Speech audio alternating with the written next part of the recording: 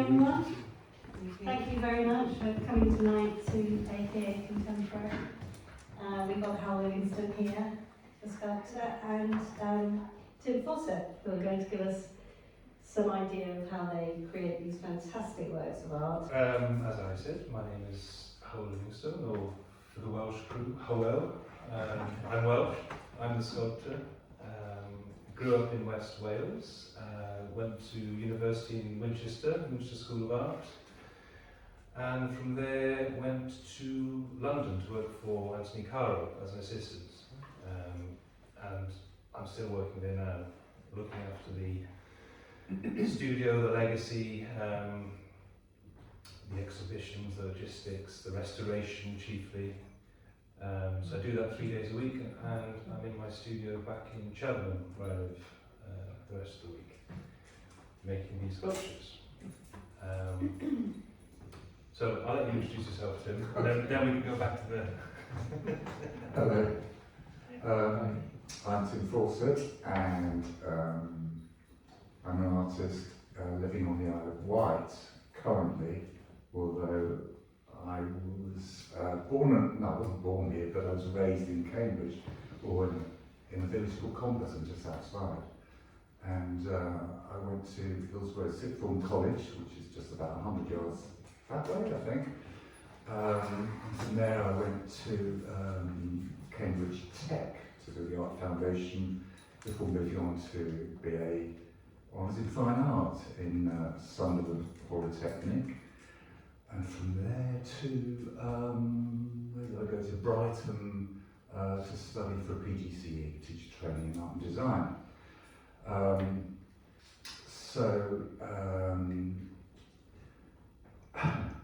Art has always been, it sounds corny, but has always been within me and a part of me very strongly.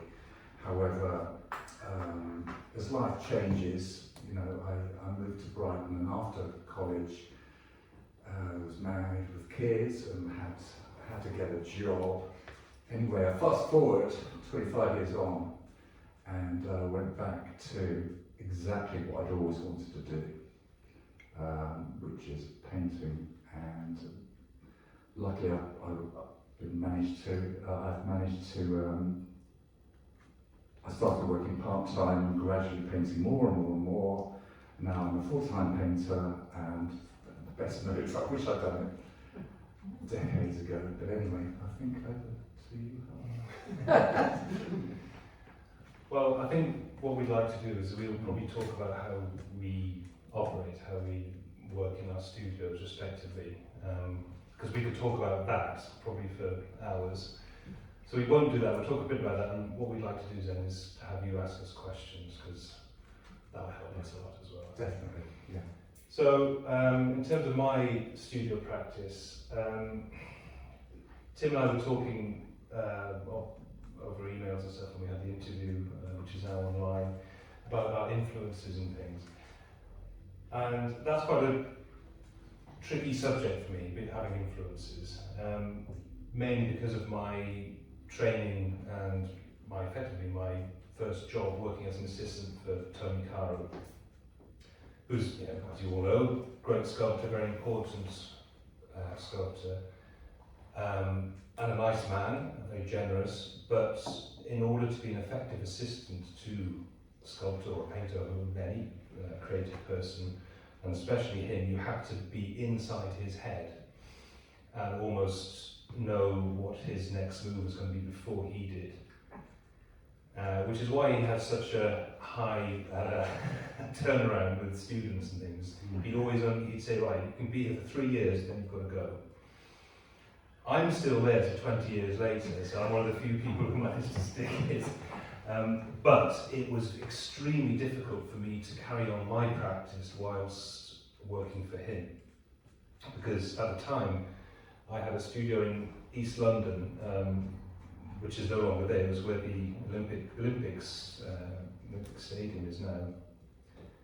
So I would work all day in the Camden studio, drive at 6 o'clock across town to Bow, Bromley by Bow, and then sit in my studio thinking, he's in my head telling me what to do.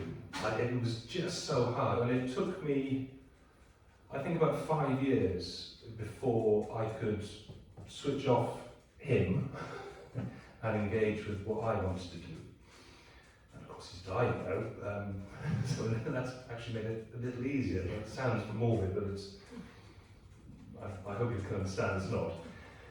So ever since, I've been very reluctant to engage with any other sculptor's practice as an influence, because if I see a sculpture, I mean, I like sculpture obviously, and I like other sculptors. I can name loads of sculptors I love and admire, but I would never describe them as being an influence, because I'm a bit afraid of that, because I want my sculpture to just be mine. I mean, it is impossible to do that, because of course there are going to be influences, and there are Hywel influences here, but I worked so hard against that I've finally come through the other side. So whenever anybody asks me who your influence is, I tell them that story.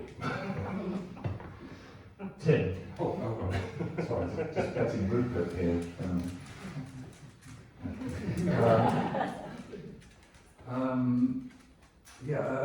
Well, where do I think if I talk about my process and my practice, it's probably best to start at the beginning, which is probably on the degree course, where I fell in love, talking about influences and not wanting to be an influence, but obviously we are, whether it's subconsciously or not. But I was very consciously influenced by Francis Bacon and Edvard Munch and Van Gogh when I was 19, 20, 21. And so I was into basically expressionist figurative painting. And actually, when I stop and think, when I see this all together, which is a rare opportunity, because normally they're stacked up in the studio, don't get to see so many of my paintings like this. It was a real treat, if I'm honest. But looking at them with hindsight, I see them as portraits almost, anthropomorphic chairs, humans, legs, arms, they weren't intended as such, but I think it's the subconscious of what was, what I was really interested in 40 years ago. It's still kind of seeping through the cracks. I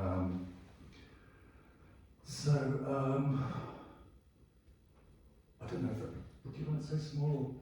Can I carry on just for a couple of minutes? Carry on, please do. I just wanted to point out one particular painting, because it might explain the others, and it's this one here, if everyone. Sorry, I feel like taking it off the wall and showing you, but please come and have a look later. This was the first in this series, and I say this series, I think I have 8 paintings here, but I've probably got about 150 or more in my studio within the series. Now this one was painted over an earlier abstract painting. You can see the stripes, diagonal stripes underneath it, and I was never happy with it. And I'm generally spontaneous. Anyway, totally spontaneously, a stack of chairs appeared, and this was painted on, I think, on the 29th of September, end of September anyway, last year. And then 7 days later, 8 days later, there was this atrocity between Hamas and Israel. I don't want to talk politics, but it made me think about what chairs, broken chairs, stacked chairs could represent, and maybe I should just leave the rest to interpretation. And over to you, Hannah. Yeah, sure. That's interesting what you're saying about how this painting came about and that process, because I don't know whether it's you find it a misconception. People seem to think that when I'm making these sculptures, there's a plan, or even a drawing or an idea, but it never ever works like that. Well, I like to describe it sometimes as making itself. I know that sounds a bit pompous, but what almost always happens is that what's being made in the studio is a response to something else. Either a mistake, something I wasn't happy with, the previous sculpture. One of the hardest things I find in my studio practice is when I have to, for whatever reason, stop. If I get out of the routine of being in the studio, it's so hard to get back in because it's a continuous work. I'll be working on a sculpture, and it's almost before that sculpture's finished, the next one is coming through. And more often than not, it's the current sculpture will be a response to either something good in that sculpture, something bad in that sculpture, or just some frustration. This one here is a good example. So I have been making quite tight, complex ones like this one previously, which when I'm stuck in the studio, there's no kind of bolt from the blue. If there's something going wrong and I just can't get my head around something, I seem to find myself either making boxes, or I will take a piece of cardboard packaging, and I find the contemporary cardboard packaging can be absolutely beautiful and so beautifully made. So if you buy a new Hoover or a toaster or something, great, less plastic, you'll get this cardboard which is intricately.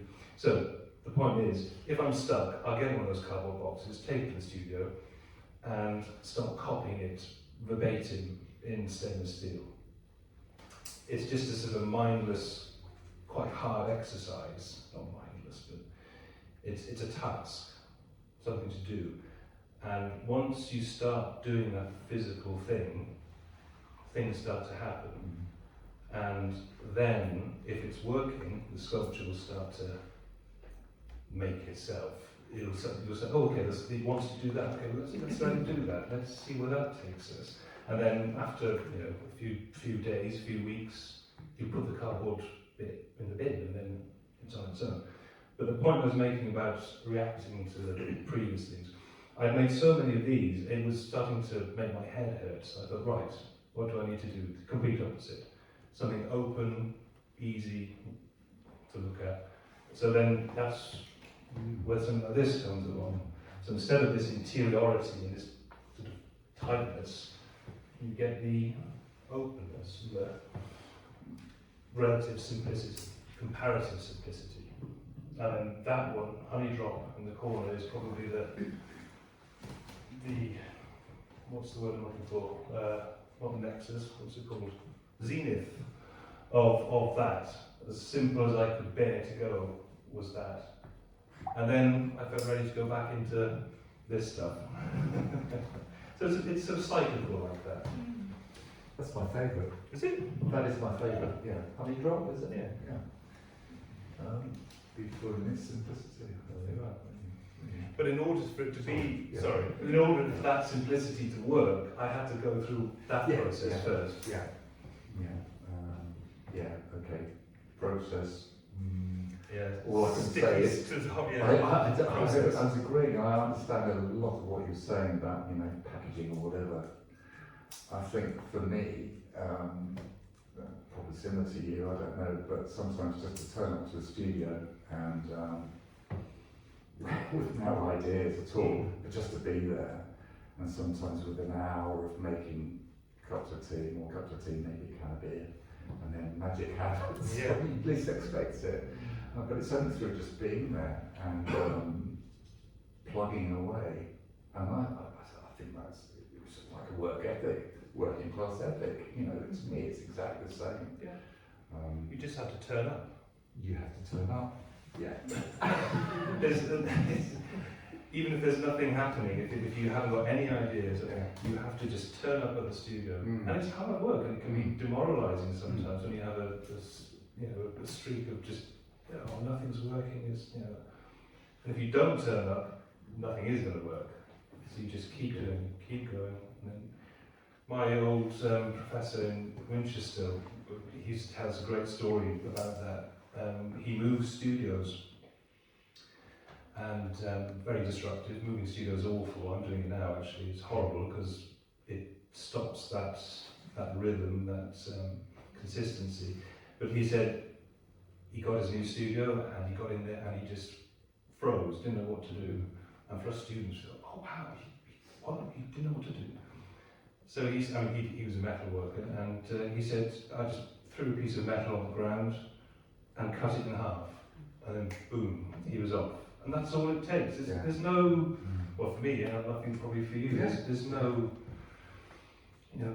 deep revelation and, oh, I'm going to make a sculpture about this. No. You just have to get to the studio and graft.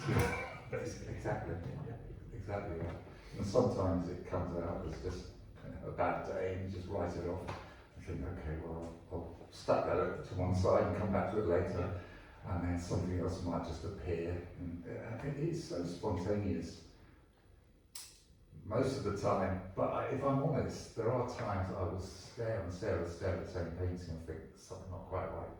And I'll take photos of it on my phone and then I'll just tweak little bits. So I'll just try that bit there. If I put something in that corner. And that's when I realise that I'm obsessed with composition as well as the spontaneity. So it's a constant battle between spontaneity and, I suppose, the image. I don't want to admit to that, but it is. It is kind of that. Did we exhaust for questions, or do you want to? Yeah, why not? I mean, I could go on and on. Would anyone like to ask a question about anything?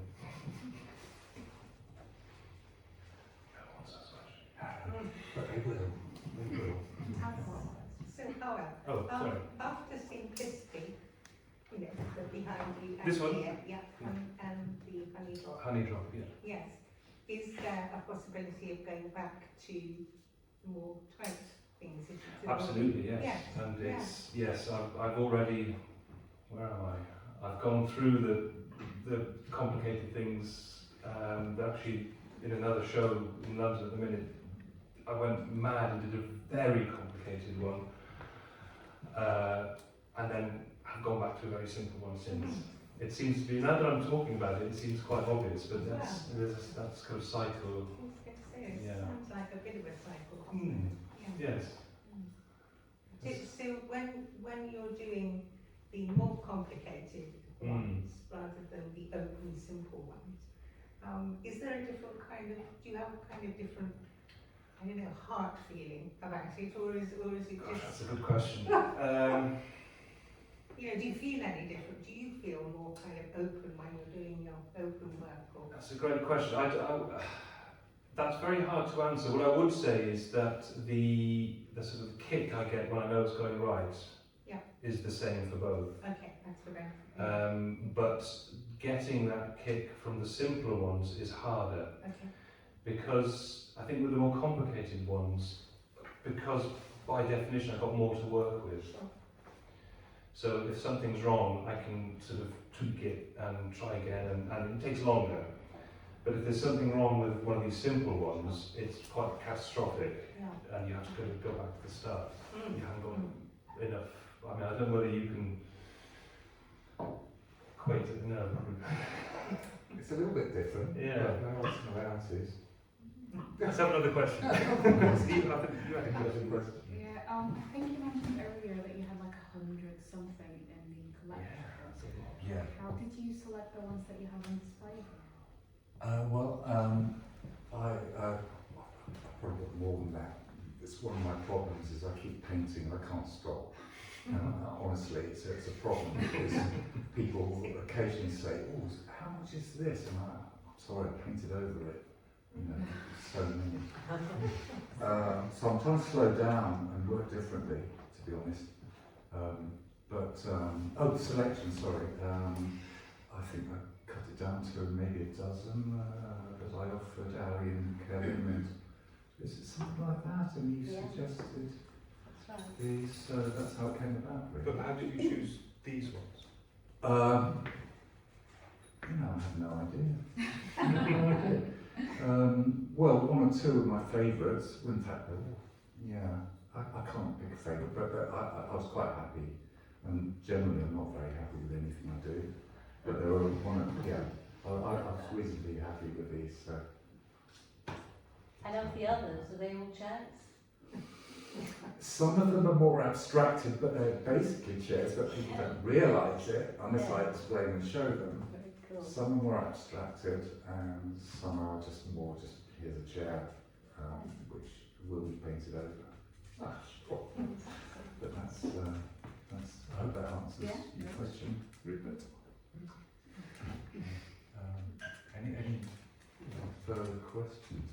I'd like to just ask, at what point did you decide with this sculpture? Because I think we're missing its, if it had a maquette that has been sold and left the room now. Is that right, the little one that's gone? Oh, yes. So Mars, yeah. yeah, I was just wondering at what point did you decide to make it a kinetic sculpture? Very late in the day. This is the first kinetic sculpture I've ever made, and so I made the top component first because I had been enjoying this interiority thing, looking in and looking down and inside and all the rest of it. So I had these, you can see there are 3 sort of cells welded together. And I thought, oh yeah, that's great, that really works. It's achieved what I wanted to do when you look there. Yeah. There, that's it. So basically there's only one view that I was satisfied with. I painted it, it's a 2-dimensional thing almost. I thought, oh, that's a bit annoying because I've worked really hard on this. So I had this pipe, and I thought, well, let's put it on this, and it was about this high to begin with, and just welded it on top. I thought, man, that's rubbish. And I had some friends, some other sculptors, looking at it, and we just messed around with it and tried it on different things. And the friend said, well, the best thing about it is if you walk around it. I said, well, you can't just sort of put an instruction saying, please walk around. So he said, oh, why don't I make the thing turn? And that became just an absolute revelation then. And then, yeah, to engineer it to do that. And then it became much shorter, and much more of a, it was no longer a thing on top of a pipe.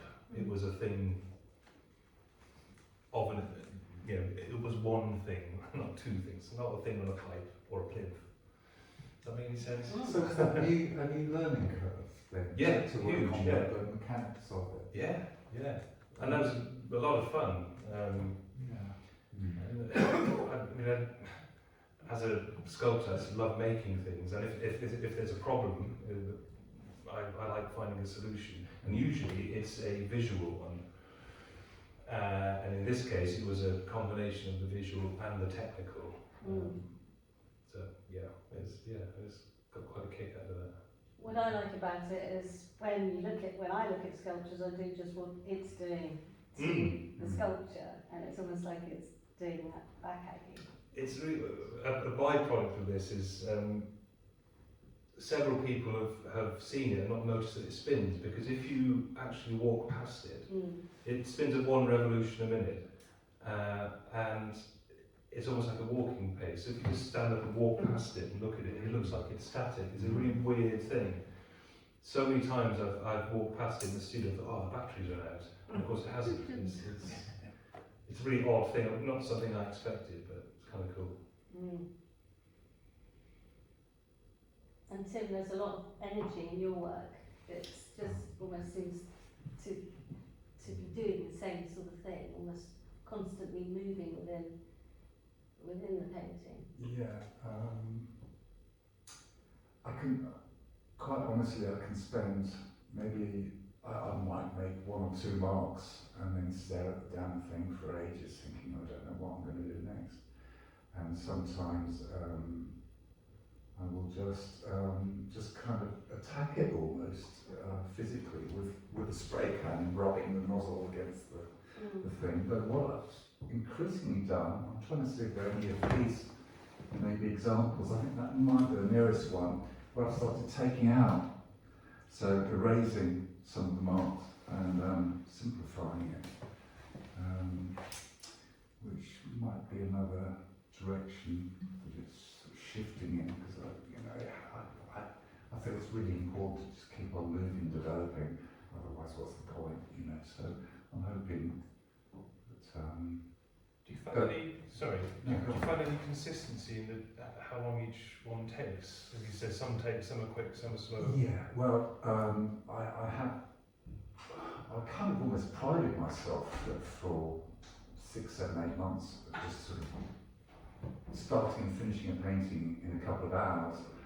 But that's when I had loads and loads and loads of materials, and I could just churn them out. And then when you start slowing down, thinking, I can't afford that many more materials now, so I have to be a little bit slower or more thoughtful. So your process changes a little bit, mine does. But yeah, so yes, I am revisiting things more than I was. It's not necessarily better or worse, I just find it's a different way of working. Yet to determine whether it's Kathy? I was going to ask what the impact is or the influence of the music you listen to, because that's part of your studio process, isn't it? And also maybe the names. And maybe if you listen to different music, it might impact how you behave. I don't know. Normally, if I go into the studio and I've heard something on the news, and it affects the way I think, then I often try to find music to listen to that reflects what I've heard. It sounds a little bit trite maybe, but I often do that, and so then the two become linked, and so I think just about every painting here has a title named after either a lyric in a song or a song itself or an album. In fact, Think Tank's from an album title. That fired me up and inspired. So that's yeah, it's very important to me, the musical aspect. I think. Thank you. Yeah. Similar sort of question, I suppose, but when do you arrive at a title for your works? Is it when you start? Is it halfway through? Is it at the end? Well, I'll answer first, then you can answer. It depends entirely on the sculpture. Sometimes it's extremely hard to find a title, and I have to, maybe weeks afterwards there won't be one, and I'll be writing down when it gets really bad, I'll start flicking through novels and just looking at a word, seeing does that fit. Caro used to have in his studio, he used to have these dictionaries of horse races, race horses. Well, because race horses have these mad names, and he had these like yellow pages type books, full from the 70s, earlier 50s through to the 70s, and that's how he would do his titles. And I always sort of disapproved of that. That was after he'd finished. After he'd finished them, he'd finish a sculpture and he'd sort of look at it, and he'd flick through his book and he'd say, yes, that's a good one, And I always thought that was a bit, but now I kind of understand that, because unless sometimes they sort of almost title themselves, like that one behind it, a turbine. I thought, as soon as I finished it, in fact, before I finished, I thought, oh yeah, that's a turbine. And then you added the blades, or the blades? No, the blades were there to begin with. Right. This one, this was very difficult, and as it happened, I'd just been reading a novel by Tim Winton, an Australian author I love, called That Eye in the Sky. And I just finished reading a great book, I really enjoyed it, and I looked, oh, yes, it works. So, and then sometimes really nothing will happen, and I've asked my little boy sometimes, and he's great, so I said, Theo, what do you think of that? And the one, in fact, that's gone, he named that. He said, oh, Mars. Perfect, thank you. So sometimes it's easy, sometimes it's like that. That only got named after the last thing I did, which was the base, which is slightly raised. It looks like it's floating with these holes in it. And that was when that finally got named.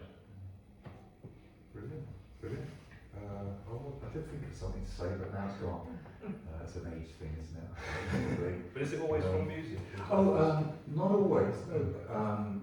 Just remember, sometimes before I get to the studio, if I've heard something on the news, a phrase or anything at all, whether it's poetic or whatever, I'll just jot it down on my iPhone. And if I can't find a song that I like, that has that in the lyric, then I'll find something similar. So I often start with an idea in my head in terms of a lyric or a title, I should say. Not that often. Most of the time it's due to what I'm listening to at the time. But yeah, it's an interesting one though, isn't it? I've always wondered that. Of other artists. Chicken or the egg? Yeah, it is. Yeah. It's never the same. They're never the same. A lot of artists in the past have just called their works untitled, but apparently that drives gallery owners mad. I did that for about 5 or 6 years. Yeah, I did And too. it did. I thought it was a cool thing to do to begin with. Yeah. Well, it's the easiest option, isn't Yeah. it? It is the easiest option. But sometimes I think the viewer needs help sometimes. Oh, yeah. Yeah. Sometimes I do wonder if my titles are way too cryptic, but actually, does it matter? Does it matter? Maybe it raises a question, which a painting or sculpture or whatever should raise questions. So I like to do that in the title as well. I don't know if you agree. Yes, it's especially with abstract work. I think it's very useful to have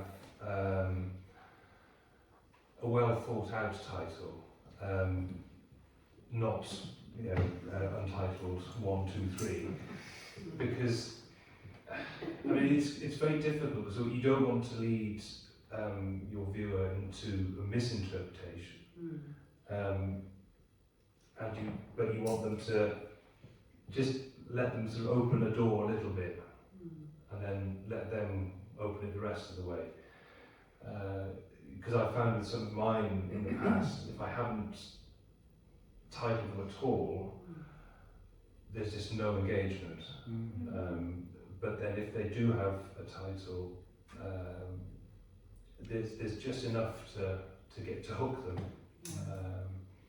So I think it's quite a responsibility to personally I think one must title your work, especially if it's abstract.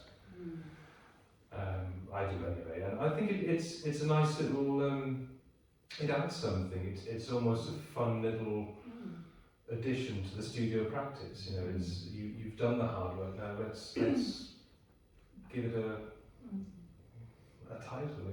I enjoy doing it. Do you ever change the titles after you? Oh, once in a while, yeah. How do you feel about that? I hope that I've changed it the right way for the better. That had a few other titles which I won't divulge, as did that actually. So once in a while it changes. Yeah, it's interesting. So Hywel, do you often see your works in situ with whoever's bought them? Do you know where they go or? No. No. is the quick answer. No, not really. So I hope they've put them somewhere nice. Yes, I don't know.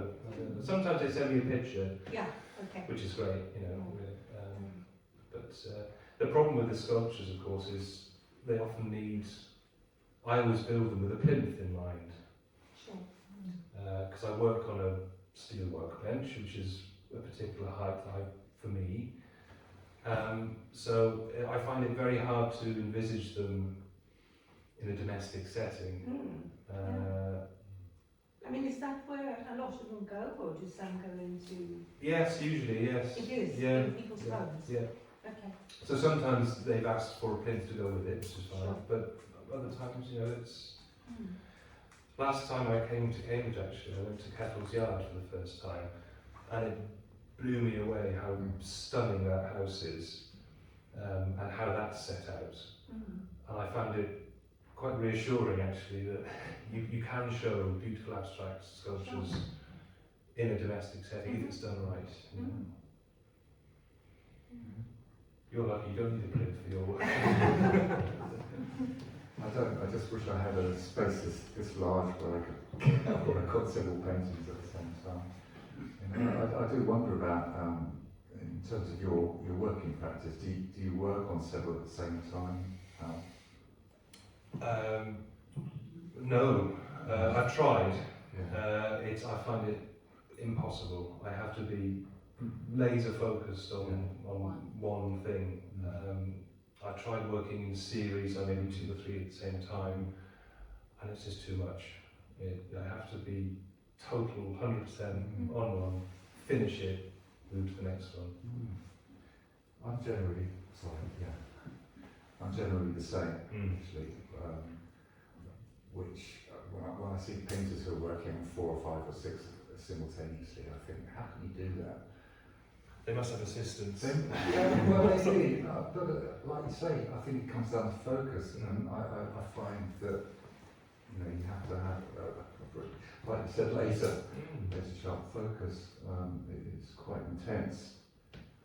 For me, from my point of view, it's not in direct and therefore intense.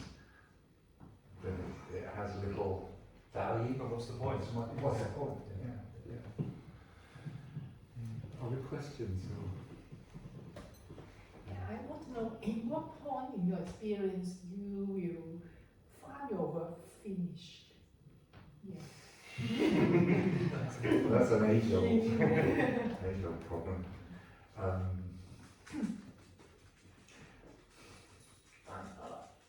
It's so difficult. It really is. I think I mentioned earlier, I used to get into the habit of trying to just go in and bash something out, work through it, and come out the other side and then leave. I can start a new one tomorrow. But looking back now, I'm looking at paintings that I've worked on, thinking that could be better. Actually, I could just tweak that. And I hate doing it in one. It's what's the expression? It's up in the air at the moment. I don't know the answer. But when do you know when it's finished? I don't think you ever do.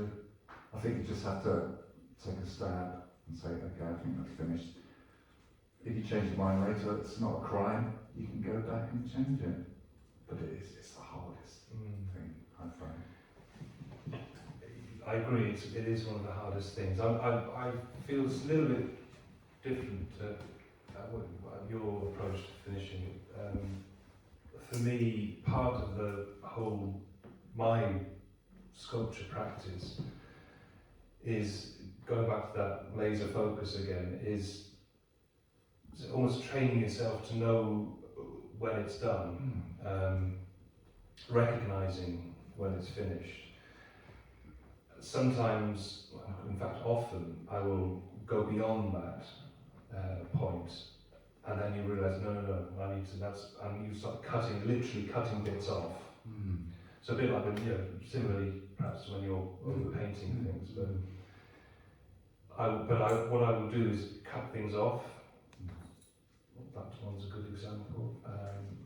That one is, and then perhaps add a bit more.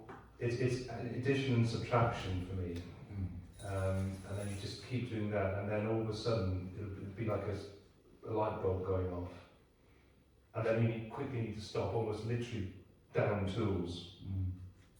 And when I get to that point, that's it.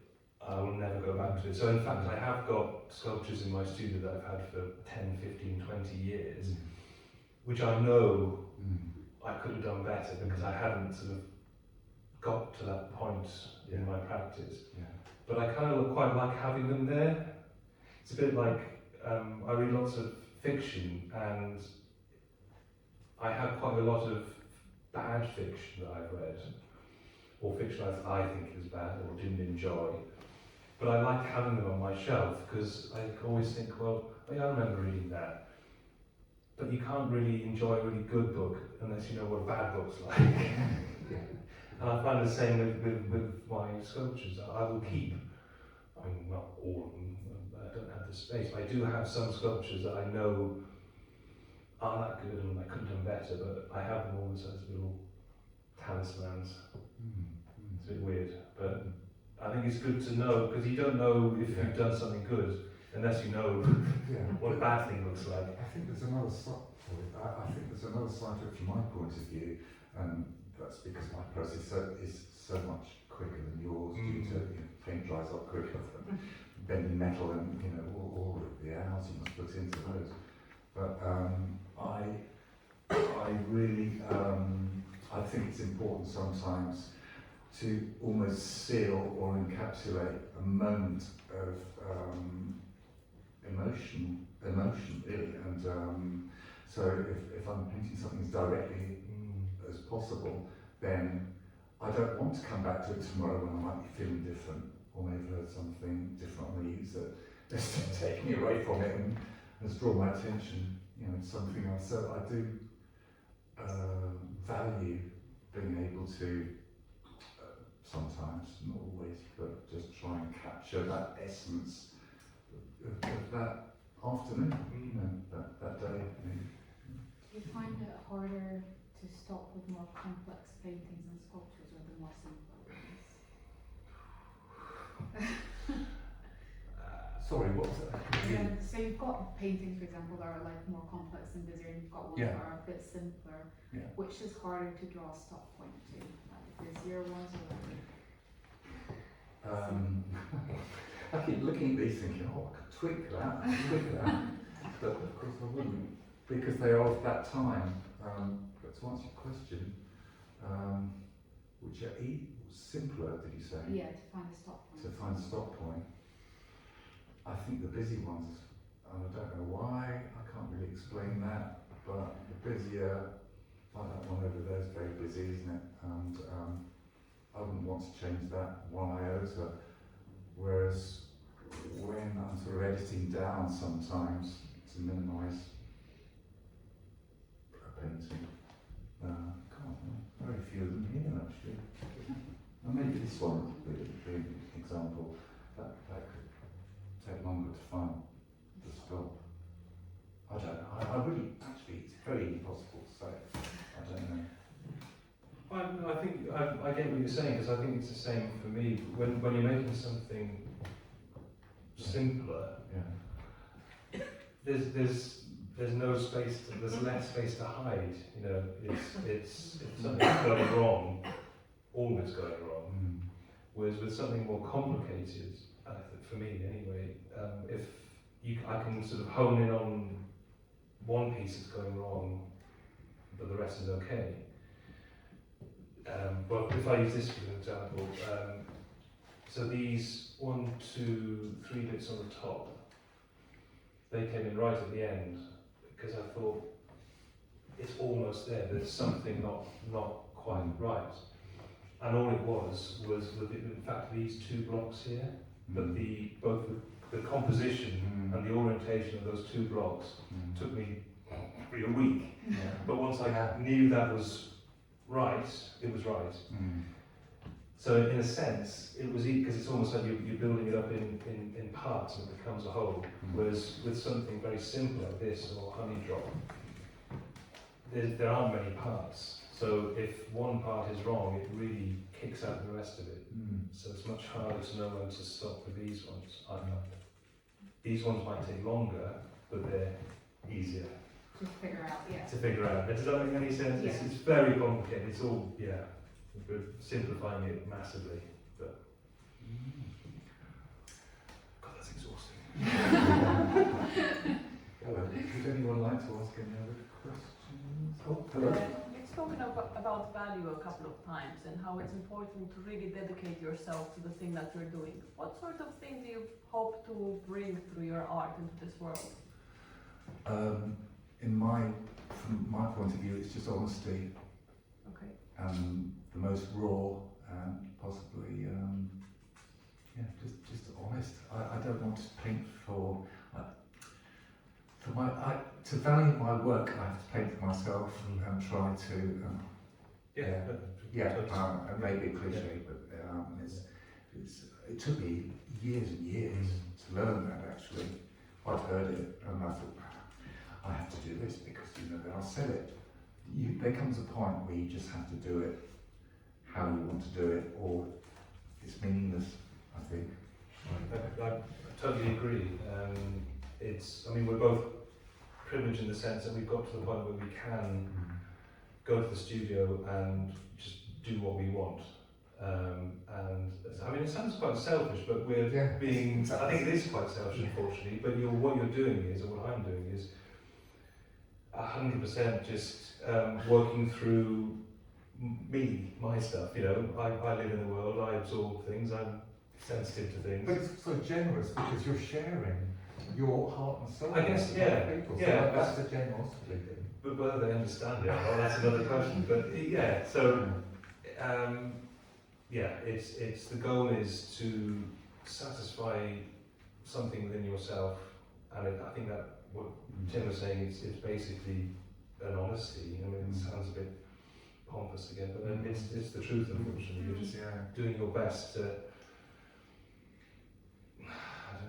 calm whatever it is is going on in the world around you that you've absorbed and interpreted, and this is how this is our therapy, this is how we deal with it, Make sense of it. Yes. It's about making sense of it, Do you work with repurposed materials? Yes, it's almost all, I have connections with quite a few engineering firms, and I buy their stainless steel scrap value. And sometimes if they've got a nice big chunk of something, So it's almost all recycled. Some of it from actually Carol's collection, but because it's just so expensive. Stainless steel is eye-wateringly expensive and has become more and more expensive. So it's almost all scrap. Sometimes I have to buy a little bit of stock sheet material, but it's almost all recycled. Very good.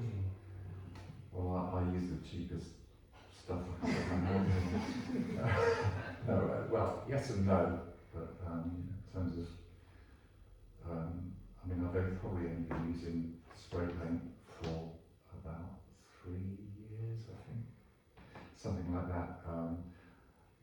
In fact, I was talking to Kathy the other day about how I was using oils up until about 4 or 5 years ago, producing, creating portraits, and I just did a project on trying to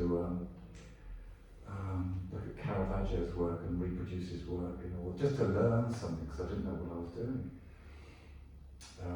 Then I felt like an explosion of energy, and now I'm sometimes I think, maybe I should use oils again, and just try a different process and see what we use affects how we work, doesn't it? Absolutely, totally, yeah. It's I think what we use. For me, I guess I don't know whether it's an old-fashioned point of view, but for me, having a skill or understanding the craft of what we're doing is essential. So essential. I know how to do metal work, so I've been doing it for long enough. I know how to do it well, because I don't want that to get in the way of me making my sculpture. I don't want to be worrying about, how do I do that well there? How do I stick these bits together? Because as soon as you start having that problem, it eats into the creative side of what you're doing. So that the skill part should, as far as I'm concerned, should be a given. When I went to university, I was, for about the first year, all we did was life drawing. And I just think it's such a great essential skill. If you can draw, you can do anything. It teaches, especially for sculpture, I don't think people quite realise how important life drawing is for sculpture. It teaches you so much about form and weight and space and composition and what it is to be human and understand weight. It's just so essential. I'm so happy that I had that as a sort of small rant I agree totally. Yeah, it's, well, I haven't been to live drawing classes for a very long time, but it's so essential. Yeah. You know, I think my first live drawing classes were here at Cambridge Tech, my foundation, and then later at degree, and then I did some follow-up. But it's such an essential part, learning to look and understand weight, form, you know, three-dimensionality, how light works. It just, I'd be nothing, I think, without that sort of experience. So it's quite a privilege. I feel very, very lucky to experience that.